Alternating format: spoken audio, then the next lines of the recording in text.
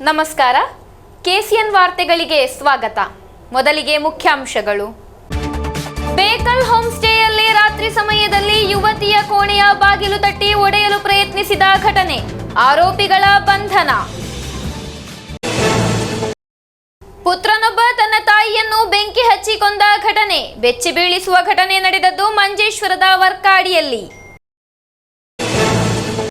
ಪ್ರಯಾಣಿಕರ ಸಮಸ್ಯೆಗಳಿಗೆ ಸರಿಯಾದ ಪರಿಹಾರ ಕಂಡುಕೊಳ್ಳದೆ ನಿರ್ಲಕ್ಷಿಸಿದ ರೈಲ್ವೆ ಪಾಲಕ್ಕಾಡ್ ವಿಭಾಗ, ಕಾಸರಗೋಡು ರೈಲ್ವೆ ಪ್ಯಾಸೆಂಜರ್ಸ್ ಅಸೋಸಿಯೇಷನ್ ವತಿಯಿಂದ ಪ್ರತಿಭಟನೆ.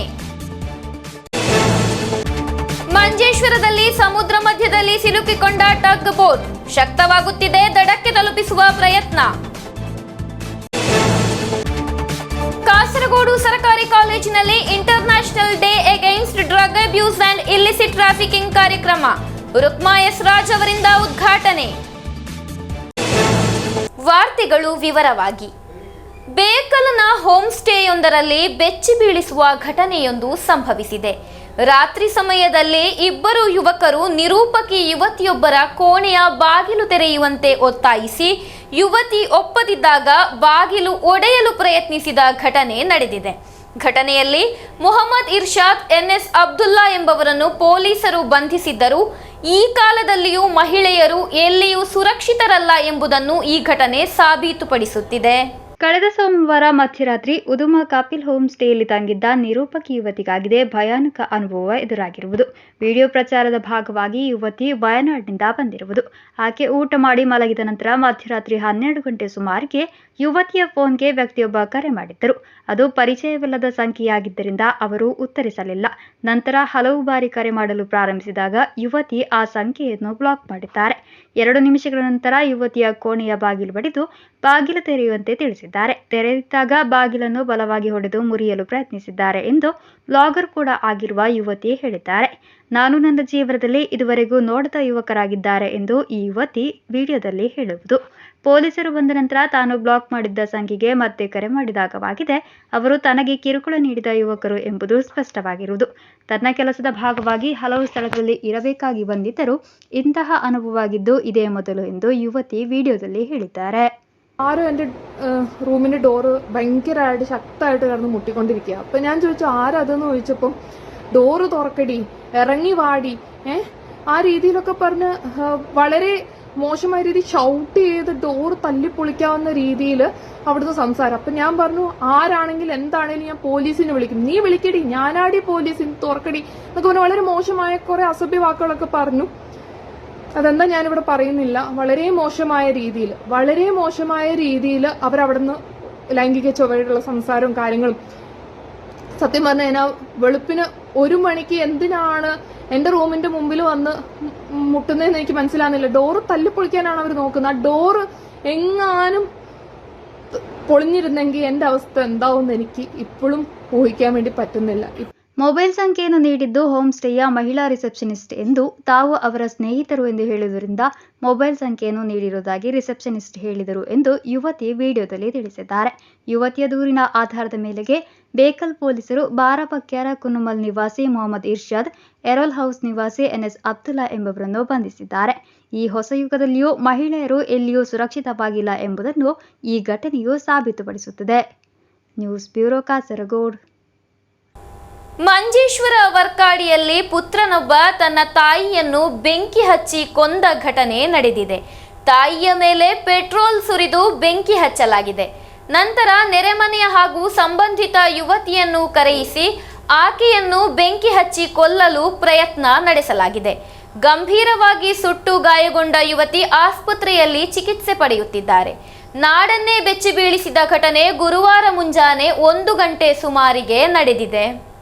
ರಾತ್ರಿ ಹೊತ್ತು ಮನೆಯಲ್ಲಿ ಮಲಗಿದ್ದ ತಾಯಿಗೆ ಬೆಂಕಿ ಹಚ್ಚಿ ಆಕೆಯನ್ನು ಕೊಂದು ಬಳಿಕ ನೆರೆಮನೆಯ ಮಹಿಳೆಯನ್ನು ಮನೆಗೆ ಕರೆಸಿ ಆಕೆಗೂ ಬೆಂಕಿ ಹಚ್ಚಿದ ಘಟನೆ ಮಂಜೇಶ್ವರ ವರ್ಕಾಡಿಯಲ್ಲಿ ನಡೆದಿದೆ. ತಾಯಿ ಸಾವನ್ನಪ್ಪಿದ್ದಾರೆ. ನೆರೆಮನೆಯ ಮಹಿಳೆ ಗಂಭೀರವಾಗಿ ಗಾಯಗೊಂಡು ಆಸ್ಪತ್ರೆಗೆ ದಾಖಲಾಗಿದ್ದಾರೆ. ವರ್ಕಾಡಿ ನಲ್ಲಂಗಿ ನಿವಾಸಿ ದಿವಂಗತ ಲೂಯಿಸ್ ಮೊಂತೆರವರ ಪತ್ನಿ ಹಿಲ್ಡಾ ಮೃತಪಟ್ಟ ಮಹಿಳೆ. ಪುತ್ರ ಮೆಲ್ವಿನ್ ಈ ಕೃತ್ಯವೆಸಗಿದ್ದಾನೆ. ನೆರೆಮನೆಯ ವಿಕ್ಟರ್ ಅವರ ಪತ್ನಿ ಲೋಲಿಟಾ ಗಂಭೀರವಾಗಿ ಗಾಯಗೊಂಡು ಆಸ್ಪತ್ರೆಗೆ ದಾಖಲಿಸಲಾಗಿದೆ. ಜೂನ್ 26 ಗುರುವಾರ ಮುಂಜಾನೆ ಈ ಘಟನೆ ನಡೆದಿದ್ದು, ಪುತ್ರ ಮೆಲ್ವಿನ್ ಮೊಂತೆರೊ ಕೃತ್ಯವೆಸಗಿ ಪರಾರಿಯಾಗಿದ್ದಾನೆ. ತಡರಾತ್ರಿ ತಾಯಿಗೆ ಬೆಂಕಿ ಹಚ್ಚಿದ ಬಳಿಕ ನೆರೆಮನೆಯ ಮಹಿಳೆಯನ್ನು ತಾಯಿಗೆ ಹುಷಾರಿಲ್ಲವೆಂದು ಮನೆಗೆ ಕರೆಸಿ ನಂತರ ಆಕೆಗೂ ಬೆಂಕಿ ಹಚ್ಚಿದ್ದಾನೆ. ತಾಯಿಯ ಮೃತದೇಹ ಮನೆಯ ಹಿಂಭಾಗದ ಪೊದರುಗಳಡಿಯಲ್ಲಿ ದೊರೆತಿದೆ. ಮನೆಯಲ್ಲಿ ತಾಯಿ ಮತ್ತು ಮಗ ಮಾತ್ರ ವಾಸಿಸುತ್ತಿದ್ದು, ಇನ್ನೋರ್ವ ಮಗ ಅಲ್ವಿನ್ ಮೊಂತೆರೊ ಕೊಲ್ಲಿ ರಾಷ್ಟ್ರದಲ್ಲಿದ್ದಾನೆ. ಆರೋಪಿ ಮೆಲ್ವಿನ್ ಕಟ್ಟಡ ಕಾರ್ಮಿಕನಾಗಿದ್ದು, ಕೊಲೆಯ ಕೃತ್ಯಕ್ಕೆ ಕಾರಣವೇನೆಂಬುದು ತಿಳಿದು ಬಂದಿಲ್ಲ. ಮಂಜೇಶ್ವರ ಪೊಲೀಸರು ಸ್ಥಳಕ್ಕೆ ಆಗಮಿಸಿದ್ದು തനിക്ക് പ്രാരംഭിച്ചിದ್ದಾರೆ. രാത്രി കൃത്യം ചെയ്ത ശേഷം അമ്മയെ കൊലപ്പെടുത്തിയ ശേഷം അദ്ദേഹം തൊട്ടടുത്തുള്ള ബന്ധുവിനെ വീട്ടിലേക്ക് വിളിക്കുകയും അമ്മയ്ക്ക് സുഖമില്ല, നീ ഒന്ന് വേറെ എന്ന് വിളിച്ചപ്പോൾ അവർ പുലർച്ചെ ഇവിടെ വന്ന സമയത്ത് അവർ ആ സുഹൃത്ത് തൊട്ടടുത്ത സ്ത്രീയെയും വീട്ടിനകത്ത് കയറ്റി അവരെ ആക്രമിക്കുകയും അവർക്ക് തീ കൊളുത്തുകയും ചെയ്തു. പക്ഷേ ആ സമയത്ത് അവർ ഓടി രക്ഷപ്പെട്ട് തൊട്ടടുത്ത വീട്ടിലേക്ക് പോയി രക്ഷപ്പെട്ടതുകൊണ്ട് പുറം ലോകം ഈ സംഭവം അറിയുന്നതാണ്. ഈ സംഭവം ചെയ്ത ശേഷം ഇദ്ദേഹം ഇവിടുന്ന് ഓടി രക്ഷപ്പെട്ടു. ಮತ್ತೆ ಅಮ್ಮ ಮತ್ತೆ ಮಗನಾണ് ഇവിടെ താമസമുള്ളത്. മകനെ നമുക്ക് ഇവിടെ വന്നിട്ട് നമുക്ക് കുറച്ചായി. Abdul Rehman Udyavar, news bureau, Manjeshwar. ಪ್ರಯಾಣಿಕರ ಸಮಸ್ಯೆಗಳಿಗೆ ಸರಿಯಾದ ಪರಿಹಾರ ಕಂಡುಕೊಳ್ಳದೆ ಸಾಮಾನ್ಯ ಪ್ರಯಾಣಿಕರು, ಸೀಸನ್ ಟಿಕೆಟ್ ಪ್ರಯಾಣಿಕರು ಹಾಗೂ ವಿದ್ಯಾರ್ಥಿಗಳನ್ನು ನಿರ್ಲಕ್ಷಿಸಿರುವ ರೈಲ್ವೆ ಪಾಲಕ್ಕಾಡ್ ವಿಭಾಗದ ನಿರ್ಲಕ್ಷ್ಯದ ವಿರುದ್ಧ ಕಾಸರಗೋಡು ರೈಲ್ವೆ ಪ್ಯಾಸೆಂಜರ್ಸ್ ಅಸೋಸಿಯೇಷನ್ನ ಆಶ್ರಯದಲ್ಲಿ ಪ್ರತಿಭಟನೆ ನಡೆಸಲಾಯಿತು. ಅಸೋಸಿಯೇಷನ್ ಅಧ್ಯಕ್ಷ ಆರ್ ಪ್ರಶಾಂತ್ ಕುಮಾರ್ ಉದ್ಘಾಟಿಸಿದರು. ಪ್ರಯಾಣಿಕರ ಸಮಸ್ಯೆಗಳಿಗೆ ಸರಿಯಾದ ಪರಿಹಾರ ಕಂಡುಕೊಳ್ಳದೆ ಸಾಮಾನ್ಯ ಪ್ರಯಾಣಿಕರು, ಸೀಸನ್ ಟಿಕೆಟ್ ಪ್ರಯಾಣಿಕರು ಮತ್ತು ವಿದ್ಯಾರ್ಥಿಗಳನ್ನು ನಿರ್ಲಕ್ಷಿಸಿರುವ ರೈಲ್ವೆ ಪಾಲಕ್ಕಾಡ್ ವಿಭಾಗದ ನಿರ್ಲಕ್ಷ್ಯದ ವಿರುದ್ಧ ಕಾಸರಗೋಡು ರೈಲ್ವೆ ಪ್ಯಾಸೆಂಜರ್ಸ್ ಅಸೋಸಿಯೇಷನ್ ಆಶ್ರಯದಲ್ಲಿ ಪ್ರತಿಭಟನೆ ನಡೆಸಲಾಯಿತು. ಪಾಲಕ್ಕಾಡ್ ಕಣ್ಣೂರು ವಿಶೇಷ ರೈಲನ್ನು ಮಂಜೇಶ್ವರಕ್ಕೆ ವಿಸ್ತರಿಸಬೇಕು. ಮಂಗಳೂರು ಕಲ್ಲಿಕೋಟೆ ಮಾರ್ಗದಲ್ಲಿ ಜನಶತಾಬ್ದಿ ರೈಲನ್ನು ಓಡಿಸಬೇಕು. ಕಣ್ಣೂರಿನಲ್ಲಿ ಕೊನೆಗೊಳ್ಳುವ 9 ರೈಲುಗಳಲ್ಲಿ 2 ರೈಲುಗಳನ್ನು ಕಾಸರಗೋಡು ಮತ್ತು ಮಂಜೇಶ್ವರಕ್ಕೆ ವಿಸ್ತರಿಸಿ ಪ್ರಯಾಣಿಕರಿಗೆ ಅನುಕೂಲವನ್ನು ಒದಗಿಸಬೇಕು. ಕಾಸರಗೋಡು ಮತ್ತು ಮಂಜೇಶ್ವರದಲ್ಲಿ ರಾತ್ರಿ ನಿಲುಗಡೆ ರೈಲುಗಳಿಗೆ ಅವಕಾಶ ನೀಡಬೇಕು ಮತ್ತು ನಿಲ್ದಾಣಗಳಲ್ಲಿ ಮೂಲ ಸೌಕರ್ಯವನ್ನು ಸುಧಾರಿಸಬೇಕು. ಕೊಟ್ಟಿಕುಳಂ, ಕುಂಬಳೆ, ಉಪ್ಪಳ ಮತ್ತು ಮಂಜೇಶ್ವರ ನಿಲ್ದಾಣಗಳಲ್ಲಿ ಮೂಲ ಸೌಕರ್ಯವನ್ನು ಹೆಚ್ಚಿಸಬೇಕು ಮುಂತಾದ ಬೇಡಿಕೆಗಳನ್ನು ಮುಂದಿಟ್ಟಾಗಿದೆ. ಕಾಸರಗೋಡು ರೈಲ್ವೆ ಪ್ಯಾಸೆಂಜರ್ಸ್ ಅಸೋಸಿಯೇಷನ್ನ ಆಶ್ರಯದಲ್ಲಿ ಕಾಸರಗೋಡು ರೈಲ್ವೆ ಸ್ಟೇಷನ್ನಲ್ಲಿ ಪ್ರತಿಭಟನೆ ನಡೆಸಲಾಗಿರುವುದು. ಅಸೋಸಿಯೇಷನ್ ಅಧ್ಯಕ್ಷ ಆರ್ ಪ್ರಶಾಂತ್ ಕುಮಾರ್ ಉದ್ಘಾಟಿಸಿದರು.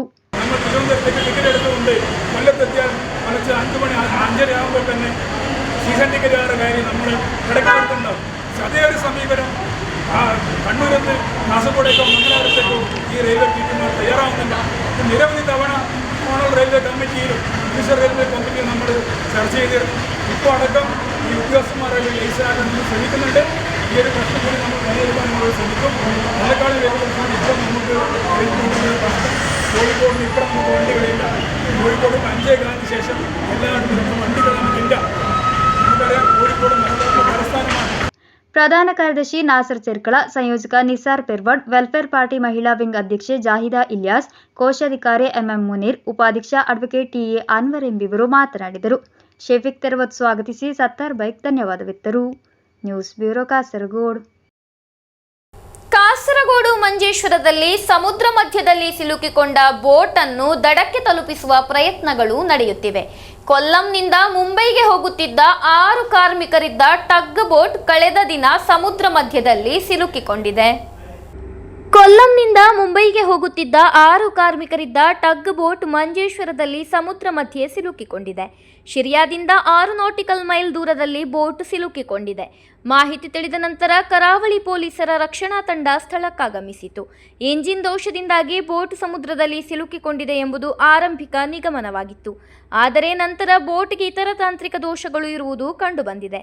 ಸಿಕ್ಕಿ ಹಾಕಿಕೊಂಡಿರುವುದು ದೊಡ್ಡ ಟಗ್ ಬೋಟ್ ಆದುದರಿಂದ ಶಿರಿಯಾ ಹಾಗೂ ಮಂಜೇಶ್ವರ ಕರಾವಳಿಯ ಸಮೀಪ ಬೋಟನ್ನು ತರಲು ಸಾಧ್ಯವಿಲ್ಲ ಎಂದು ಕರಾವಳಿ ಪೊಲೀಸರು ತಿಳಿಸಿದ್ದಾರೆ. ಬೋಟ್ನಲ್ಲಿರುವ 2 ವ್ಯಕ್ತಿಗಳನ್ನು ದಡಕ್ಕೆ ಕರೆತಂದು ಬೋಟ್ನ ಸಮಸ್ಯೆ ಪರಿಹರಿಸುವವರ ಜೊತೆ ಪುನಃ ಟಗ್ ಬೋಟ್ಗೆ ಹಿಂದಿರುಗಲು ನಿರ್ಧರಿಸಲಾಗಿದೆ. ಇದಕ್ಕಾಗಿ ಕಾರ್ಯಾಚರಣೆಗಳು ಪ್ರಗತಿಯಲ್ಲಿವೆ. ಬೋಟ್ನಲ್ಲಿರುವ ಎಲ್ಲರೂ ಸುರಕ್ಷಿತರಾಗಿದ್ದಾರೆ ಎಂದು ಕರಾವಳಿ ಪೊಲೀಸರು ತಿಳಿಸಿದ್ದಾರೆ. ಹೆಚ್ಚಿನ ಸಮಯ ತೆಗೆದುಕೊಂಡರೂ ಬೋಟ್ನ ದೋಷಗಳನ್ನು ಸರಿಪಡಿಸಿ ಮುಂಬೈಗೆ ಪ್ರಯಾಣಿಸಲು ಸಾಧ್ಯವಾಗಲಿದೆ ಎಂಬ ಭರವಸೆ ವ್ಯಕ್ತವಾಗಿದೆ. News bureau, Kasaragod. ಜಿಲ್ಲಾ ಕಾನೂನು ಸೇವೆಗಳ ಪ್ರಾಧಿಕಾರ ಹಾಗೂ ಗವರ್ನಮೆಂಟ್ ಕಾಲೇಜು ಕಾಸರಗೋಡು ಸಂಯುಕ್ತ ಆಶ್ರಯದಲ್ಲಿ international day against drug abuse and illicit trafficking ಕಾರ್ಯಕ್ರಮ ಆಯೋಜಿಸಲಾಯಿತು. ಸಿವಿಲ್ ಜಡ್ಜ್ ಸೀನಿಯರ್ ವಿಭಾಗ ಡಿಎಲ್ಎಸ್ಎ ಕಾರ್ಯದರ್ಶಿ ರುಕ್ಮಾ ಎಸ್ ರಾಜ್ ಉದ್ಘಾಟಿಸಿದರು. ಜಿಲ್ಲಾ ಕಾನೂನು ಸೇವೆಗಳ ಪ್ರಾಧಿಕಾರ ಹಾಗೂ ಗವರ್ನಮೆಂಟ್ ಕಾಲೇಜು ಕಾಸರಗೋಡು ಇದರ ಸಂಯುಕ್ತ ಆಶ್ರಯದಲ್ಲಿ international day against drug abuse and illicit trafficking ಕಾರ್ಯಕ್ರಮ ಆಯೋಜಿಸಲಾಯಿತು. ಸಿವಿಲ್ ಜಡ್ಜ್ ಸೀನಿಯರ್ വിഭാഗ DLSA ಕಾರ್ಯದರ್ಶಿ ರುಕ್ಮಾ ಎಸ್ ರಾಜ್ ഉദ്ഘാടിಸಿದರು. ഗ്ലോബലി നോക്കിയാൽ നമുക്കറിയാം ഈ ഡ്രഗ് അബ്യൂസ് എന്ന് പറഞ്ഞാൽ എത്രത്തോളം മാരകമായിട്ടാണ് ലോകത്തിന് കീഴടക്കിക്കൊണ്ടിരിക്കുന്നത് എന്നുള്ളത് ഒരു നഗ്നമായ സത്യമാണ്. നമ്മൾ ആരും അല്ല എന്ന് പറഞ്ഞാൽ കൂടി അതാണ് സത്യം എന്നുള്ളതാണ്. നമുക്കറിയാം ഇപ്പം നമ്മൾ ഇന്ത്യൻ്റെ ഒരു കണക്കെടുത്ത് നോക്കിയാൽ നമ്മൾ ഈ കൊച്ചു കേരളം എന്ന് പറഞ്ഞാൽ തേർഡ് ലെവലിലാണ് നിൽക്കുന്നത്. എന്തിൽ ഏറ്റവും കൂടുതൽ ഡ്രഗ് യൂസ് ചെയ്യുന്ന സ്റ്റേറ്റിൽ തേർഡ് ലെവലിൽ നിൽക്കുന്നത് കേരളമാണ്. First is Uttar Pradesh, second is Bihar ആണെന്ന് തോന്നുന്നു, തേർഡ് കേരളമാണ്. അപ്പോൾ എത്രത്തോളം നമ്മളുടെ യുവാക്കളുടെ ഇടയിൽ തന്നെയാണത് പറയാതെ വയ്യ, യുവാക്കളും മറ്റുള്ളവരും ഡ്രഗിന് അഡിക്റ്റ് ആണ് എന്നുള്ള ഒരു സത്യാവസ്ഥ നമ്മളെല്ലാം തിരിച്ചറിയേണ്ടതുണ്ട്. ಕಾಸರಗೋಡು ಗವರ್ನಮೆಂಟ್ ಕಾಲೇಜು ಪ್ರಾಂಶುಪಾಲ ಡಾಕ್ಟರ್ VS ಅನಿಲ್ ಕುಮಾರ್ ಅಧ್ಯಕ್ಷತೆ ವಹಿಸಿದ್ದರು. ಕಾಸರಗೋಡು ಸೋಷಿಯಲ್ ಪೊಲೀಸಿಂಗ್ ಡಿವಿಷನ್ನ ಜಿಲ್ಲಾ ಸಂಯೋಜಕ PK ರಾಮಕೃಷ್ಣನ್ ಮುಖ್ಯ ಭಾಷಣ ಮಾಡಿದರು. ಉಪ ಪ್ರಾಂಶುಪಾಲೆ ಡಾಕ್ಟರ್ ಮಿನಿ ಪೇವಿ, IQAC ಸಂಯೋಜಕಿ doctor Pushpalatha P, DLSA section officer Keshavan AP ಮುಂತಾದವರು ಶುಭ ಹಾರೈಸಿ ಮಾತನಾಡಿದರು. ಕಾಲೇಜಿನ ಮಾದಕ ದ್ರವ್ಯ ವಿರೋಧಿ ಸಮಿತಿಯ ಸಂಚಾಲಕ ಡಾಕ್ಟರ್ ಬಾಲಕೃಷ್ಣ ಯು ಸ್ವಾಗತಿಸಿ DLSA PLV Reshma C Mohan ಧನ್ಯವಾದವಿತ್ತರು. News bureau Kasaragod. ವಿರಾಮದ ನಂತರ ಮತ್ತೊಮ್ಮೆ ಸ್ವಾಗತ. ನೆಟ್ಟಣಿಗೆ ಸರ್ಕಾರಿ ಕಿರಿಯ ಪ್ರಾಥಮಿಕ ಶಾಲೆಯಲ್ಲಿ ಸ್ಕೂಲ್ ಪ್ರೊಟೆಕ್ಷನ್ ಗ್ರೂಪ್ ಕಮಿಟಿ ರೂಪೀಕರಣ ಹಾಗೂ ಸಭೆ ನಡೆಸಲಾಯಿತು. ಬೆಳ್ಳೂರು ಗ್ರಾಮ ಪಂಚಾಯತ್ ಅಭಿವೃದ್ಧಿ ಸ್ಥಾಯಿ ಸಮಿತಿ ಅಧ್ಯಕ್ಷ ಚಂದ್ರಹಾಸ ರೈ ಉದ್ಘಾಟಿಸಿದರು. ನೆಟ್ಟಣಿಗೆ ಸರ್ಕಾರಿ ಕಿರಿಯ ಪ್ರಾಥಮಿಕ ಶಾಲೆಯಲ್ಲಿ ಸ್ಕೂಲ್ ಪ್ರೊಟೆಕ್ಷನ್ ಗ್ರೂಪ್ ಸಮಿತಿ ರೂಪೀಕರಣ ಹಾಗೂ ಸಭೆ ನಡೆಯಿತು. ಬೆಳ್ಳೂರು ಗ್ರಾಮ ಪಂಚಾಯತ್ ಅಭಿವೃದ್ಧಿ ಸ್ಥಾಯಿ ಸಮಿತಿ ಚೇರ್ಮನ್ ಚಂದ್ರಹಾಸ ರೈ ಉದ್ಘಾಟಿಸಿದರು. ಹೆತ್ತವರಿಗೆ ಹಾಗೂ ವಿದ್ಯಾರ್ಥಿಗಳಿಗೆ ಮಾರ್ಗದರ್ಶನ ತರಗತಿ ನಡೆಸಲಾಯಿತು. ಸಂಪನ್ಮೂಲ ವ್ಯಕ್ತಿಗಳಾಗಿ ಆದೂರು ಪೊಲೀಸ್ ಠಾಣೆ ASI Satyaprakash, KSCB sub engineer Abdul Khader, FHI Belluru HI Suresh, HI Arun ಮುಂತಾದವರು ಭಾಗವಹಿಸಿದರು.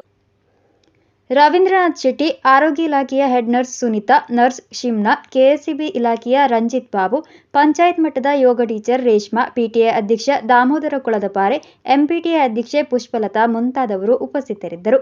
ಶಿಕ್ಷಕಿಯರಾದ ಆಬಿದಾ ಹಾಗೂ ಜಯಂತಿ ನೇತೃತ್ವ ವಹಿಸಿದ್ದರು. ಶಾಲಾ ಮುಖ್ಯೋಪಾಧ್ಯಾಯಿನಿ ಜಯಲತಾ ಸ್ವಾಗತಿಸಿದರು. News bureau Kasaragod. ಉದ್ಯಾವರ ತೋಟ GMLP ಶಾಲೆಯ ಮಕ್ಕಳು ಹಾಗೂ ಅಧ್ಯಾಪಕರು ಸಾರ್ವಜನಿಕ ಗ್ರಂಥಾಲಯ ಭೇಟಿ ನೀಡಿ ವಾಚನ ಸಪ್ತಾಹ ಸಮಾರೋಪ ಸಮಾರಂಭ ಕಾರ್ಯಕ್ರಮ ಆಯೋಜಿಸಿದರು. ಉದ್ಯಾವರ ಮಾಡದಲ್ಲಿರುವ ಸುರೇಂದ್ರ ಕೋಟ್ಯಾನ್ ಅವರ ಗ್ರಂಥಾಲಯವನ್ನು ಸಂದರ್ಶಿಸಿ ವಾಚನ ಸಪ್ತಾಹ ಸಮಾರೋಪ ಆಯೋಜಿಸಲಾಗಿತ್ತು. ಉದ್ಯಾವರ ತೋಟ GMLP ಶಾಲೆಯ ಮಕ್ಕಳು ಹಾಗೂ ಅಧ್ಯಾಪಕರು ಸಾರ್ವಜನಿಕ ಗ್ರಂಥಾಲಯ ಸಂದರ್ಶನ ನಡೆಸಿ ವಾಚನ ಸಪ್ತಾಹ ಸಮಾರೋಪ ಸಮಾರಂಭವನ್ನು ಆಚರಿಸಿದರು. ಉದ್ಯಾವರ ಮಾಡದಲ್ಲಿರುವ ಸುರೇಂದ್ರ ಕೋಟ್ಯಾನ್ ಇವರ ಗ್ರಂಥಾಲಯವನ್ನು ಸಂದರ್ಶಿಸಿ ವಾಚನ ಸಪ್ತಾಹ ಸಮಾರೋಪ ಸಮಾರಂಭ ನಡೆಸಲಾಯಿತು. ಕಳೆದ 40 ವರ್ಷಗಳಿಂದ ಸುಮಾರು 10,000 ಪುಸ್ತಕಗಳ ಸಂಗ್ರಹ ಈ ಗ್ರಂಥಾಲಯದಲ್ಲಿ ಸುರೇಂದ್ರ ಕೋಟ್ಯಾನ್ ಸಂಗ್ರಹಿಸಿದ್ದಾರೆ. ಅಮ್ಮನ ಪ್ರೇರಣೆಯಿಂದ ಬೆಳೆದು ಬಂದ ದಾರಿಯಾಗಿದೆ ಇವರದ್ದು. ಶಾಲಾ ಮಕ್ಕಳು ಗ್ರಂಥಾಲಯದ ಬಗ್ಗೆ ಮಾಹಿತಿಯನ್ನು ಕೇಳಿ ತಿಳಿದುಕೊಂಡರು. ಈ ಸಂದರ್ಭದಲ್ಲಿ ತನ್ನ ಹೊಟ್ಟೆಪಾಡಿಗಾಗಿ ಸಣ್ಣ ಜ್ಯೂಸ್ ಅಂಗಡಿ ತೆರೆದು ಕಾರ್ಯಾಚರಿಸುತ್ತಿರುವ ಸುರೇಂದ್ರ ಕೋಟ್ಯಾನ್ ಹಾಗೂ ಪತ್ನಿ ಹೇಮಲತಾ ಇವರ ಅಂಗಡಿ ಮತ್ತು ಮನೆಯೇ ಒಂದು ಉತ್ತಮ ಪುಸ್ತಕಗಳನ್ನೊಳಗೊಂಡ ಒಂದು ಗ್ರಂಥಶಾಲೆಯಾಗಿದೆ. ಶಾಲಾ ಮುಖ್ಯ ಶಿಕ್ಷಕ ಇಸ್ಮಾಯಿಲ್ ಮಿಯಾ ಪದವಿ ಇವರನ್ನು ಶಾಲು ಹೊದಿಸಿ ಸನ್ಮಾನಿಸಿದರು. ಅಧ್ಯಾಪಕ ರವಿಶಂಕರ ನೆಗಳಗುಳಿ ಸ್ವಾಗತಿಸಿ ಧನ್ಯವಾದವಿತ್ತರು. ಅಧ್ಯಾಪಿಕೆ ಮುಫೀದಾ ಹಾಗೂ ಸಮಾಜ ಕಾರ್ಯಕರ್ತರಾದ ಆಟೋ ಚಾಲಕರು ಸಹಕರಿಸಿದರು. ನೆರೆದವರಿಗೆಲ್ಲ ಸುರೇಂದ್ರ ಕೋಟ್ಯಾನ್ ಹಾಗೂ ಹೇಮಲತರವರು ಲಘು ಉಪಹಾರವನ್ನು ನೀಡಿದರು. News bureau Kasaragod.